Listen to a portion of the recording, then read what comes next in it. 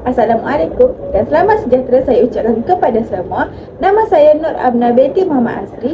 Saya dari kelas PPS 29. Hari ini saya akan membentangkan subjek PSVK 1143, iaitu Asas Seni Digital. Berdasarkan subjek ini, saya akan membentangkan tipografi digital dan konsep reka letak digital. Jom kita saksikan apa itu prinsip Casper. Prinsip Casper merangkumi 6 perkara, iaitu kontras, element, simplicity, promixity, emphasis, repetition. Prinsip ini amat penting bagi memastikan sesuatu persembahan digital agar kelihatan lebih tersusun, menarik dan mudah difahami oleh audiens. Jom ikuti saya untuk pengenalan tipografi digital.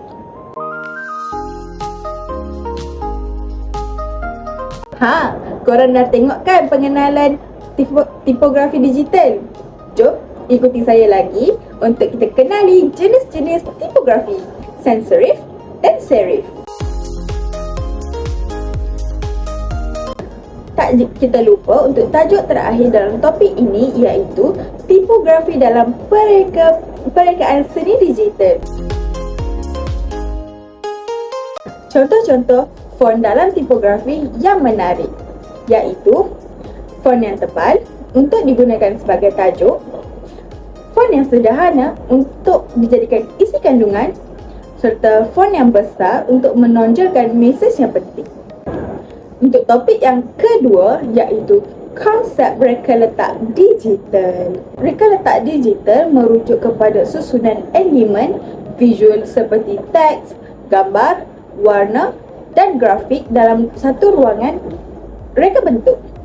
Tujuan reka letak adalah untuk menyusun maklumat secara sistematik, menjadikan reka bentuk lebih menarik serta dapat membantu audiens lebih memahami maklumat dengan cepat.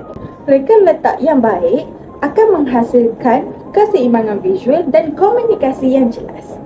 Mari ikuti saya untuk mengenali prinsip Casper dalam reka letak digital.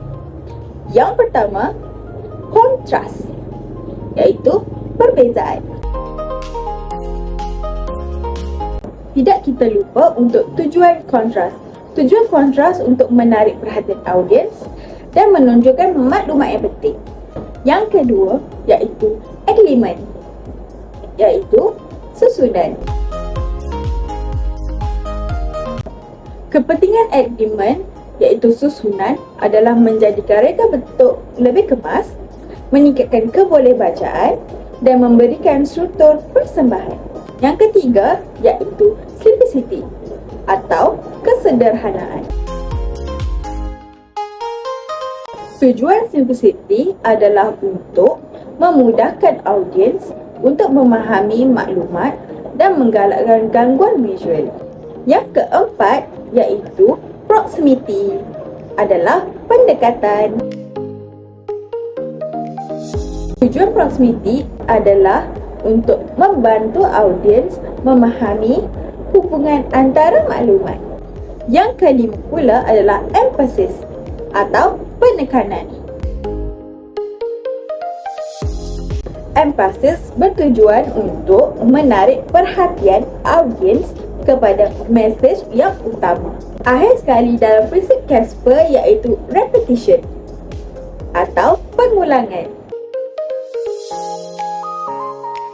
Tujuan repetition ini adalah untuk mewujudkan kondensasi dan menjadikan reka bentuk lebih profesional. Seterusnya, aplikasi elemen industri revolusi 4.0 dalam reka letak digital.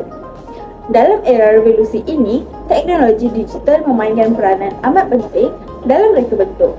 Antara aplikasi yang kita boleh guna dalam reka letak, iaitu Canva, PowerPoint, Google Slide dan sebagainya. Antara kelebihan menggunakan teknologi ini adalah memudahkan penghasilan reka bentuk, menyediakan pelbagai template dan membolehkan integrasi multimedia seperti video, animasi dan audio. Mari kita terokai lebih mendalam tentang kepentingan tipografi dan reka letak dalam persembahan digital. Gabungan kedua-dua elemen ini dapat menghasilkan persembahan digital yang efektif dan estetik. Pada kesimpulannya, tipografi dan reka letak digital merupakan elemen yang penting dalam penghasilan persembahan digital yang berkesan. Penggunaan prinsip Casper membantu menghasilkan reka bentuk yang lebih tersusun, menarik dan mudah difahami. Selain itu, dengan penggunaan teknologi seperti aplikasi Canva, PowerPoint dan Google Slide dapat menghasilkan proses penghasilan karya menjadi lebih kreatif dan inovatif. Oleh itu, penguasaan tipografi dan reka letak digital amatlah penting dalam bidang seni visual serta komunikasi digital pada masa kini. Itu sahaja dari saya. Sekian, terima kasih.